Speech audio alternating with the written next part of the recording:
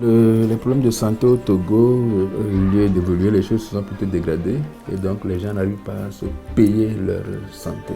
Au début, souvent les membres de la fondation, conduits par le président lui-même, se déplaçaient, même à pied de village en village, tout cela gratuitement. Le point de départ de la fondation, ce serait de garantir des soins primaires dans ces villages de Kouma dans les montagnes. C'est une équipe de choc avec Patience, Modeste et Bouvin.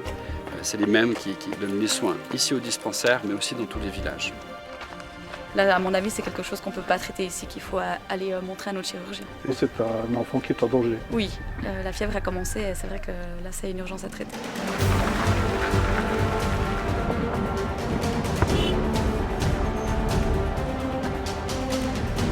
Les malades qu'on hospitalise qui n'ont pas d'argent, ils interviennent, ils prennent en charge les frais d'hospitalisation.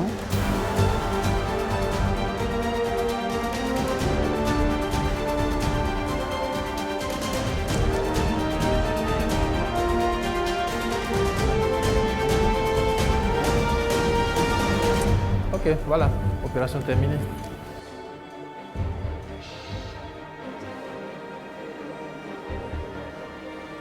On s'est dit, bon, heureusement que l'enfant est venu tôt, heureusement qu'on a pu faire ci, heureusement qu'on a pu faire ça. Bien sûr.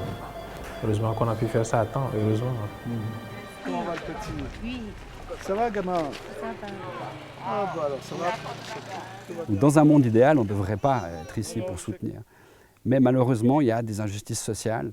Et puis c'est vrai que c'est plus facile d'être né en Suisse que d'être né au Togo. Et nous, pour l'instant, on essaye de corriger un peu ces injustices. Mais pour moi, mon plus beau rêve, ce serait de dire un jour, le Togo pourra être parfaitement autonome, mais ils n'auront plus besoin d'ONG internationales pour les soutenir. Et les conditions ne sont pas tellement très bonnes dans toutes les familles et il arrive qu'ils aient beaucoup de difficultés à honorer leurs engagements vis-à-vis de l'établissement. Avec très peu de moyens, on va quand même pouvoir permettre à des enfants de suivre leur scolarité pour le soutien matériel, mais aussi pour ceux qui sont déplacés, qui ne peuvent plus vivre chez eux, tout ce qui va permettre finalement de faire des études en dehors de sa maison. Et qu'est-ce que tu veux être plus tard, tu sais? Je vais devenir grand. Ah, ça c'est une bonne réponse.